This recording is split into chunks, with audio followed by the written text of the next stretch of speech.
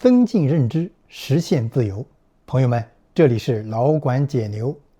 金融斩杀线，他们当中有人开着百万豪车，有人是当地著名的企业家，甚至是受人尊敬的大孝子。那前一天他们还风光无限，被鲜花和掌声包围，但是仅仅一夜之间，他们就倾家荡产，妻离子散，甚至不得不远走他乡，人间蒸发。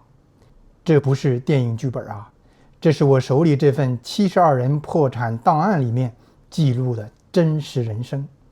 这72个人都是被同一条看不见的斩杀线斩杀的，我管它叫金融斩杀线。这条线在哪里啊？为什么90%的人都看不见它？那今天呢，老管就用曾经在5年里深度研究的上万案例，放贷6000多笔，累计5个亿的贷款，经手无数悲欢离合的人物故事，他们的血泪教训，来告诉你如何识别避开这条斩杀线。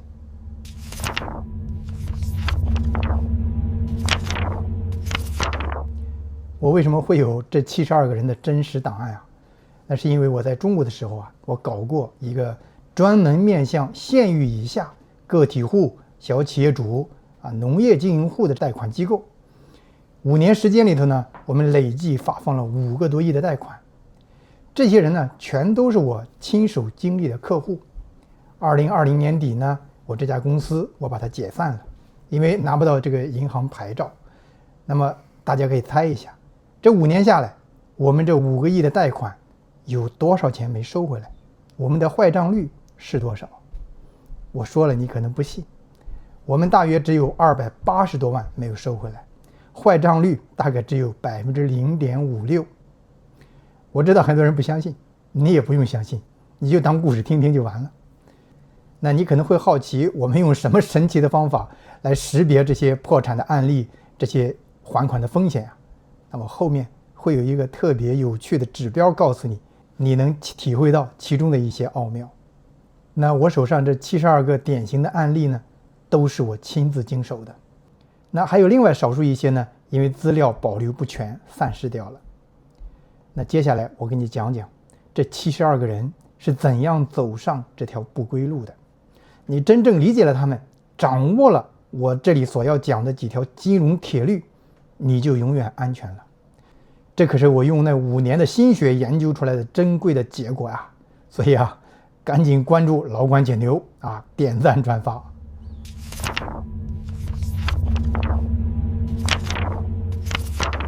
我先给你讲其中6个特别典型的例子啊，你也观察一下这6个人他们是怎么一步步走向破产的，你找找感觉，思考一下，是否能够从中找出什么规律来。那么后面呢，会给大家总结出来2大定律，1个关键推论，最后呢，我还会给你一个特别绝妙的一个小公式，你只需要2个数，你就能对一个人未来是否会破产有一个大概的粗略的判断。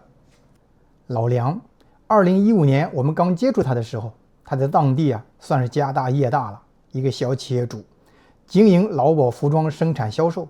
他总共雇佣了60-70个员工，那有2个车间，每年销售额据他自己讲有上千万左右，每年说是净利润得有100-200万。他干这个呢，已经干了5-6年了。以前呢是小打小闹雇佣7-8个人开个小作坊。过去2-3年呢，他的规模迅速扩大据说是因为赚到钱了，在浙江找到了一个好客户、大客户。为了满足这个大客户的要货需求他就扩大规模，发展到2个大车间雇佣60-70人。他从我们这里申请了一笔较大金额的贷款，30万。第1年呢，他还款还很好，我们的信贷经理隔三差五去回访他，感觉他生意很红火，2个厂子都很忙但是第2年呢，他就出现了还款困难，最后呢，他干脆还不上了，给我们造成了12万的坏账没收回来。这期间呢，我们就看到他的厂子逐渐的萎缩人员越来越少，最后关门了。然后有一天他就忽然不见了，从此消失了。那后来综合各种资料我们来分析研究，它实际上是表面光鲜，他从浙江找的那个大客户啊，给了他很大的许诺，要货量很大。那一开始呢，结账也很及时，他自以为财运来了呀，迅速从亲戚朋友那里借来了几十万，扩张了规模。后来呢，这个浙江客户就开始结账很慢了，他就不得不拖欠越来越多的这个原材料供应款，还有工人的工资，最后拖欠到200-300万的规模，再加上外面借的这些钱啊，总共有300-400万。那后来这个浙江客户啊，直接跑路了，那他也就跟着倒闭了，机器设备、存货都被债主给搬走了，有的债主要跟他拼命啊，他就逃跑了。那这个客户啊，是唯一一个给我们带来较大单笔损失的。阿玉是个年轻的小伙子，不到30岁，他是我们的老客户。从一开始的优质客户啊，他后来慢慢的变成了老赖。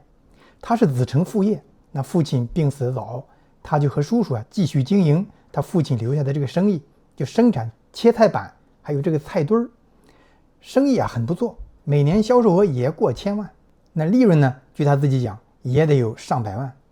但是呢，这个小伙子呀，他不甘心经营这些土气的东西菜板菜墩儿嘛，那他就开始上新项目。他从广东引进设备，要生产一种比较高档的家具板材。那为了上设备呢，他就借了大几十万的钱。这个家具菜板和菜板菜墩儿，它是非常不同的生意啊。你菜板菜墩儿是给各地的超市供货，是卖给老百姓的，其实销售回款都很稳健的。但家具板材呢，你要给大的家具厂供货，那都是大客户啊。那阿玉呢，就觉得自己也赚到一点钱，就有点飘了。他觉得自己得搞点排场才行，要不然让人家大客户看不起自己觉得自己没有实力。他就花了100多万买了一辆宝马7系轿车，贷款贷了50多万。这一下他资金就特别紧张了，买原材料买木头他又借了不少钱，拖欠了很多原材料款。但是他的新项目并不赚钱，他是我们的老客户。到了第4次申请贷款的时候呢，我就给他毙掉了，不同意贷款。那一线的经理很不理解一开始跟我闹情绪。那后来呢，大约2年的时间，这个阿玉就破产了，厂子里存货也没有了，工人也都不见了，宝马车也被人家给开走了，天天被债主跑过来逼债。那再后来呢，这小伙子也逃跑了。老王原来在乡镇上开一个农资店，卖化肥和农药。后来呢，他开始种树苗。他这个地方还有周边几个乡镇，那是中国北方树苗种植的一个大区，很多人都种植绿化树苗，供应城市的这个市政道路公园这房地产小区的建设这个生意很辛苦，也不怎么赚钱。他就种了10几亩。但是呢，2008年全球金融海啸，这温总理当时不是推出来4万亿投资计划吗？这个刺激力度非常大，各地都打上基建项目。结果2009年树苗的价格就暴涨，翻了1倍还多。这老王一下子就赚了10几万那开心死了。他赶紧扩张了一点规模，那又买了20多亩的树苗。结果呢，2010年树苗价格又暴涨了1倍多这下老王一年赚了20-30万那于是呢，他又去收购了30亩的树苗，这规模就跑到60亩了。那结果在2011年这树苗价格再次暴涨老王这一下子就赚了50万这3年一下子赚了近100万这一下子老王在当地都成名人了，人人都说他有眼光判断准。老王也觉得自己一定是很厉害，那否则怎么会赚这么多钱呢？于是呢，他就拿出来90多万盖了一个非常气派的3层楼的这个大房子。然后呢，他决定把这个苗圃从60亩扩张到300亩。钱不够都建房子了，他就借钱。那周边老百姓看着他就过去3年赚了那么多钱，都希望能够跟着他未来能赚点钱都拼命给他借钱。他就筹措了200-300万。结果2012年温总理又开始宏观调控限制基建投资，树苗价格暴跌1半。那老王硬扛安抚这个乡亲们，这明年树苗一定涨。结果呢，后面2年又连续暴跌，70%给跌掉了。老王就彻底破产了老百姓现在也不信他了，天天上门逼着他还债，给他墙上门上泼油漆。老王呢，年事已高，他也不想逃跑了，就在家里啊，天天忍受被人辱骂羞辱。后来呢，他又发挥自己能忽悠的特长，开始了算命啊，给人看病啊，这样一种乡村神汉的这样一种新生意。阿飞，一个30岁的年轻小伙子，很能吃苦啊，是个大棚种植的能手，是个技术骨干。他种植了2个比较简易的蔬菜大棚。后来镇上来了个新镇长，他想搞点政绩啊，他就找到阿飞，鼓动阿飞啊，说你这个大棚种植的这么好，技术好，你步子要迈得大一点，多上几个大棚，带动我们周边的乡亲们致富，把咱们这个镇啊发展成全县拔尖的蔬菜大棚基地。那阿飞觉得他在说天方夜谭呀，说要建一个大棚就得要8万呀，我这俩简易棚一共才5、6万块钱，我要是用自己的钱再搞一个高端棚，勉强可以，那搞多了我哪有钱呀？镇长说，钱的事儿你不用担心，我联系建行给你运作，给你解决。你先搞他10个大棚，10个大棚80万，我给你解决50万贷款，你在亲戚朋友啊自己筹措20万，加上你自己手上的钱就够了。那阿飞很激动啊，8辈子当农民，贫穷啊，从来没有大干部这样为自己着想，给自己提供这么好的机会啊！他激动了好几宿没睡着，发动亲戚朋友啊筹措资金。那镇长呢从建行那里给他争取了贷款，他立即就上马建设了10个大棚，这一下成了镇里的名人啊，那都上了县电视台了，红火了2年。镇长啊调走了，紧接着呢建行抽贷了，他从民间借的高利贷还上建行贷款，指望建行再贷给他呀，结果建行呢转脸不认人，不给他贷款了。他这一下子就陷入了高利贷的这个战杀困境啊，马上就破产了。他的老娘70多岁了，身体有病，被逼无奈啊，也是颤颤巍巍，每天到大棚里去干活啊。那阿飞每天被讨债的追着逼着到处去借钱。阿飞啊最后也没有跑路，他是一个真孝子，他是一个真的比较善良正直的人。他老娘要照顾啊，他就宁愿天天在家里头被这些债主啊羞辱打骂。喜贵是一个乡镇的一位能人，他经营着一个很大的农产品收购批发市场啊，在当地算很大啊。那镇上大量农民家里种植蔬菜、瓜果、山药啊等等农产品，他大部分都要交给他去统一收购，然后呢再转卖给外地的客商。他的经营规模呢比较大，每年经手的这个农产品啊高达2、3千万的流水。他家里看着也是家大业大啊，房子盖的气派，这个批发市场啊也是自有的。他经营这个生意啊已经10来年了。他人缘好啊，擅长社交，喜欢参加各种酒局啊，交朋友啊，有头有脸的都认识，口碑也特别好啊，还是个大孝子。他呢是我们的老客户，合作3年，结果忽然有一天，我们的经理啊惊慌失措给我打电话，说回访发现他家门口来了好多债主跟他要债。好在我们当时啊给他批的额度比较低，而且已经偿还的差不多了，喜贵啊没有给我们造成多大损失。据他自己说，他实际有2、300万的债务。那再后来呢，某一天夜里他忽然消失了。这位有名的大孝子把老娘也抛下不管了，消失在人海当中。老刁他养貂，他是卖貂皮的大户。他一开始养貂数量啊也不多，那结果2009年呢4万亿投资来了，貂皮价格啊就暴涨。那貂皮价格为什么暴涨啊？因为啊原油价格暴涨了。为什么呢？中国不是4万亿投资刺激基建大规模增长吗？对海外的原油需求啊猛增，结果全球这个油价呀也是暴涨。那俄罗斯是石油出口大国呀，它因此就赚得盆满钵满，那卢布也是汇率升值。那世界上喜欢穿貂皮的人主要就是俄罗斯人和中国东北。那欧美那些国家他们的消费者他都很讨厌这个，他们爱护动物嘛。那于是呢中国出口俄罗斯的貂皮价格就暴涨，老刁一下子就赚了不少钱啊。于是他马上借来很多钱，扩大他的养貂场，最高啊扩张到了2万只貂，那是非常大的规模啊，你光投入要几百万的。结果呢他规模刚上去，2012年宏观调控政策紧缩就来了，国际油价开始大跌啊，卢布贬值，俄罗斯人买不起貂皮了，貂皮价格暴跌，连跌了3年。老雕一开始貂皮价格下跌，他舍不得卖呀，结果呢是越陷越深，最后就彻底破产。养貂场被人家收走了，冷库里积压的貂皮全被人拉走了，倾家荡产。好了，不用多讲了，比较有代表性了。现在我们来分析一下他们这些人为什么会破产。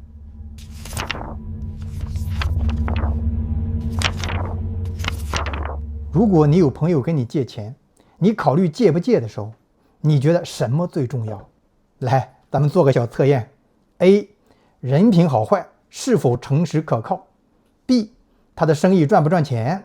C 他家里看起来有没有钱，富裕不富裕。 D 他平时交往的朋友圈子靠谱不靠谱。 E 他的生意所处的行业行情好不好。 F 以上都对。 G 以上都不对。可以多选啊，你可以把视频暂停一下，认真思考一下这个答题。你要答不对，你借出的钱可就要打水漂了啊。那答案是什么？ G 以上都不对。你说你这要是都不对，那什么才重要啊？来，你别急，听我讲讲什么才是最重要的。我做这个做了5年啊，那我可是全身心投入研究啊，每一个小时都在研究啊。那每一个出现还款困难的，我都要去现场仔细调研啊。那到底问题出在哪里？我一开始也跟大家一样啊，我想那上面这些因素啊，人品啊，生意赚不赚钱啊，这些东西都很重要呀。但是后来啊，我才明白，这些分析啊都是隔靴搔痒。比如说，人品好就能还钱吗？那我可以告诉你，这72个破产户当中，2/3都是人品正直，甚至是有口皆碑的大好人。当然，他们破产以后被人骂成老赖了啊，但他们破产之前都是好人。那么，到底什么才重要？我来揭晓2大定律和一个关键推论。第一大定律，凡是破产的，没有不是高杠杆的。高杠杆什么意思啊？就是说他背负的债务远远超过了他自有的资金。你可以回想一下，你所见过的、听过的所有的破产案例，是不是每一个他在破产的那个时候都是高杠杆的？你能找出一个反例来吗？你不可能的，因为破产它的数学定义就是资不抵债嘛。破产就是你的净资产是很大的负数了，在可以预见的将来，你靠自己的收入无法偿还这些负债，把你的净资产变成正数。那你反过来想，如果一个人现在没什么债务，他能破产吗？他当然不能啊。没有债务，就算你亏损再多，你也不会破产。你顶多资产缩水嘛，你变得穷了，但你不会破产。第二大定律，凡是高杠杆的，绝大部分最后都破产了。这个呢，不是绝对，不是说100%都破产，但是是绝大部分，是极高的概率。确实有少部分人，他的好运气啊，一个接着一个，那高杠杆啊，他还变得富起来，也没有破产，但这样的概率太低了。比方说买股票啊，你赶上好行情，你借来钱大举加仓，你迅速暴富，但这样的人啊，大部分他都会在下一次没有这么好的运气。可确实也有人每次都押对啊，那他赚钱了呀。那你说是不是这些人他真的神奇到有本事能够看透未来的市场走势啊？这个概率啊太低。概率统计上管这个现象叫幸存者偏差。什么意思呢？举个小例子啊，假如让中国14亿人每天早上抛硬币，连续抛它20天，如果你每天抛出来的都是同一个面向上，那么这样的人就可以获得巨额奖金。那你想，我们简单的概率计算，我们就知道20天后14亿中国人当中会有大约1300人左右赢得这个奖金。这1300人每天都抛出了同一面朝上，那么这1300人就叫幸存者偏差。你说他们是凭本事抛出来的吗？我们知道是个概率事件，但是呢，这1300人里面一定会有人写一本畅销书，名字就叫我是怎样连续抛出20次硬币正面的，这书一定畅销。那为什么高杠杆绝大部分人最后会被斩杀呢？原因很简单，大体上是这么3种情况。第一种情况呢叫行情斩杀，人们在行情好赚大钱的时候受刺激借债加大杠杆希望让自己赚更多钱。但是呢，往往是等你加到很高的杠杆了，行情忽然反转了。结果当行情反转的时候，就是他倾家荡产的时候。前面讲的那个种树苗的老王，养貂的那个老刁，都是这种例子。第二种情况呢，叫钝刀子割肉式的慢性斩杀。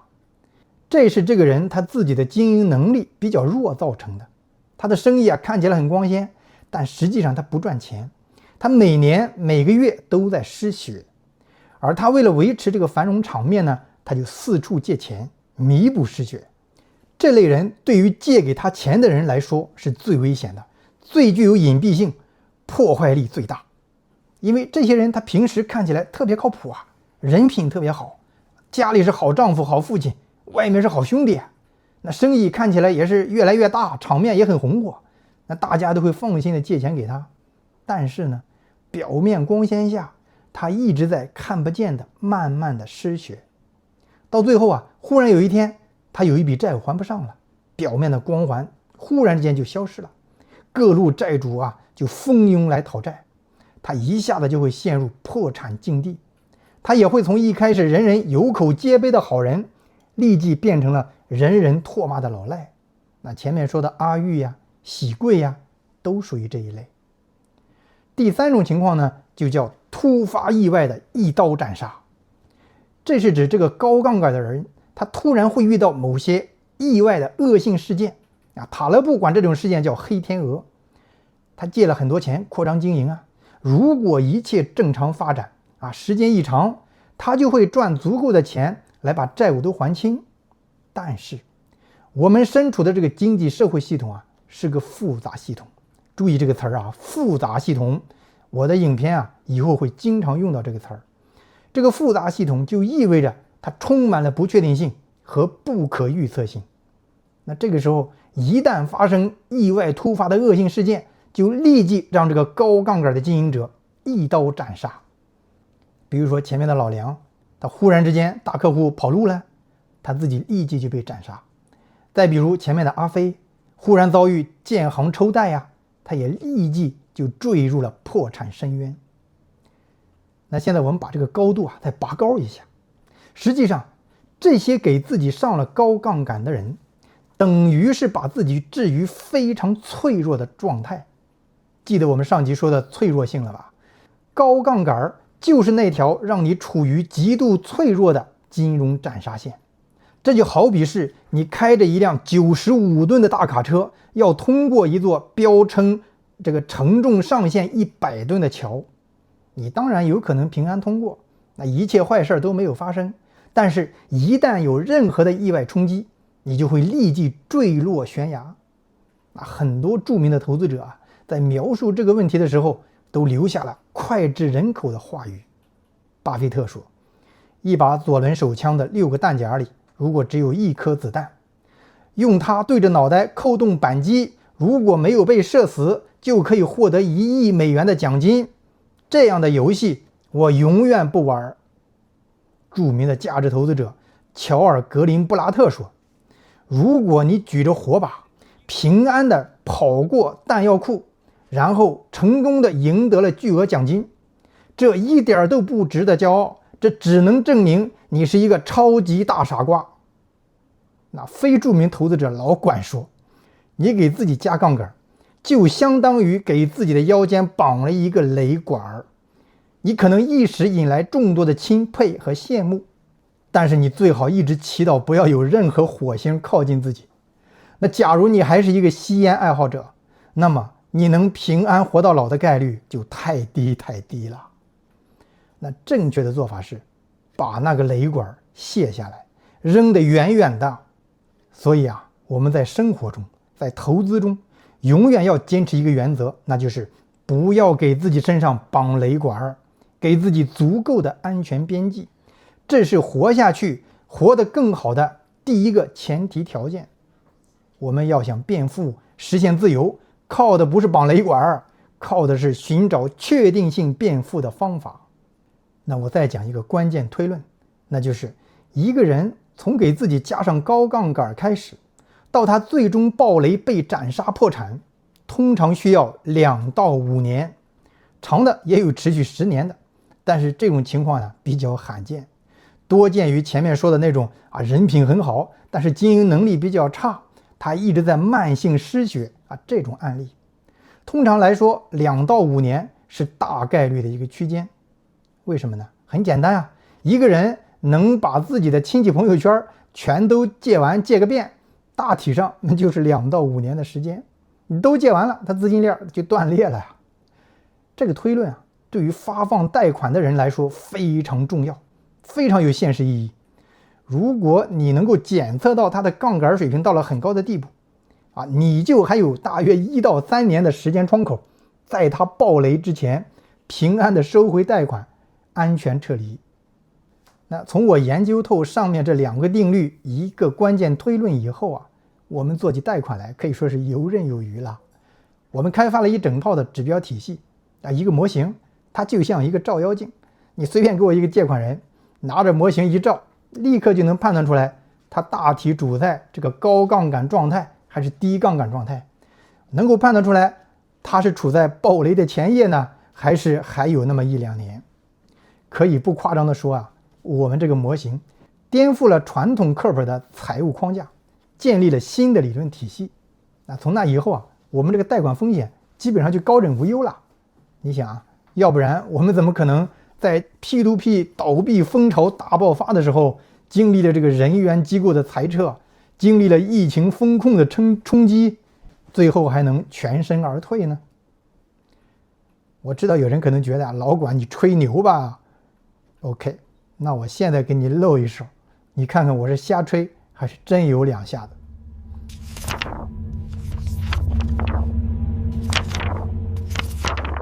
我原创出了这样一个指标，就是用这个人的汽车购买价除以他的住房成本价。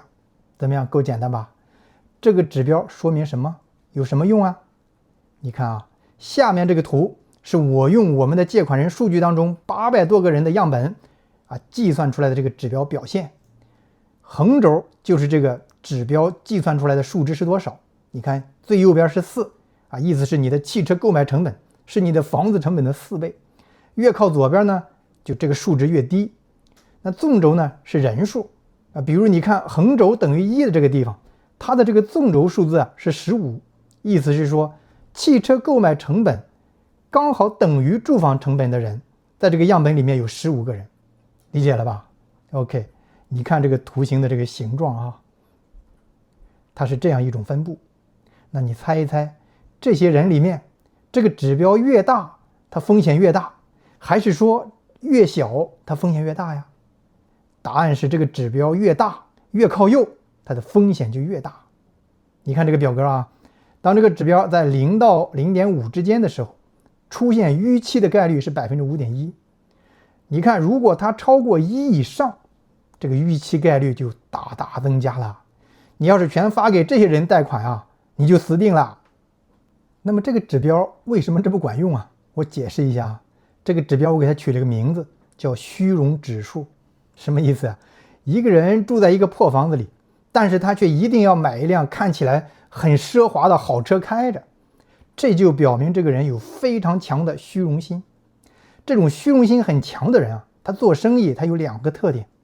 第一是他觉得必须得有场面足够大租个厂房你不能看着太 low 开车你得看着体面点买手机那也得看起来比较贵有面子他似乎觉得如果自己不摆起来这样一个排场，别人就看不起他，他就不成功，在人前他就没面子。这可以说是他人生当中的最大享受。那第二呢，就是这类人他通常是非常浮躁的，他吃不了苦，脏活累活他绝对不愿意干，忍受不了这种持续的扎扎实实辛辛苦苦的下硬功夫，他受不了去费老鼻子劲儿把这个生产的每一个细节都搞好，把生意给他经营好。那这2个特点结合起来，就会让他把大量的宝贵的金钱浪费在那些不产生经济收益的地方，买个大车租个大厂房，买个好手机，天天出去下馆子，去 KTV， 跟有头有脸的人啊吃吃喝喝，而真正自己的生产啊、经营啊搞得非常糟糕。养猪的这个猪仔的存活率特别低，那养猪那个生意就跟伺候月子似的啊，那非常辛苦呀。那制造商品啊，这个产品不合格率特别高。那这样的人呢，就会从一开始就借不少钱来撑个大场面，然后经营中呢又不断的失血，把钱赔光。为了维持表面风光，他又会继续借钱，最后呢，他就会债台高筑，直到最后爆雷。那你再思考一个有趣的问题，你说这个虚荣指数跟年龄有什么关系啊？你说这个人年龄越年轻，他是越虚荣呢，还是越老越虚荣啊？越年轻。朋友们，是不是所有人都觉得越年轻他越虚荣啊？哎，我以前也是这么想的，但真相是，虚荣心和年龄完全没关系。你说啊，怎么会啊？那你看这个统计表格，按照虚荣心指数这个高低来分组，你看到没？不论是虚荣指数低还是高，这每个组他们的平均年龄都在40岁左右，而这个40岁左右就是我们所有借款人的平均年龄。这说明什么？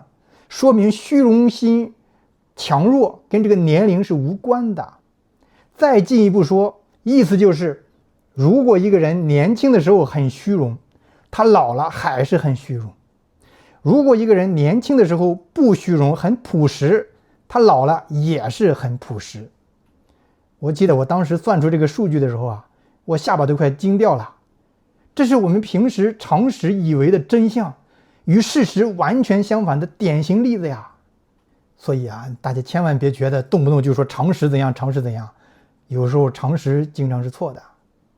那我记得我去考察过一个50多岁的农村的这个女能人啊，她经常被县长请去开会啊，一见面啊，带着司机开着车去到她家里啊，从包里咔嚓拿出2万块钱，说哎呀，这平时每天都得带这么多现金，随时都得用啊，太忙了。然后呢，她跟我说，哎呀，昨天我刚跟这个镇长去商量什么事儿了，前天呢县长又找我去开会了，这哇啦哇啦一大堆。哎呦我的天哪！那后来呢，我们了解到那个司机啊，实际上是天天追着他讨债的债主。那这个指标啊，对于年轻的正在找男朋友女朋友的人非常重要啊！你可千万别相信浪子回头那种事儿，那概率实在太低太低了。不服气的，你把我这个数据扔给他看看。那类似的重要指标啊，在我的模型里其实还有很多，总共有50来个。时间有限，我在这里我就不展开了。那大家你可以用我上面说的这个指标，悄悄的去测算一下你身边的朋友，你看看他好用不好用。那这个金融斩杀线啊，不论在中国还是在美国，都是普遍存在的。最后总结一句送给朋友们：慎用杠杆，远离高杠杆，远离金融斩杀线。致富要靠确定性，不要靠绑雷管。已经绑了雷管的，赶紧想办法卸下来。朋友们，关注老管解牛吧，记得订阅时打开小铃铛，这样我作品一上线你就收到通知了。下期再见。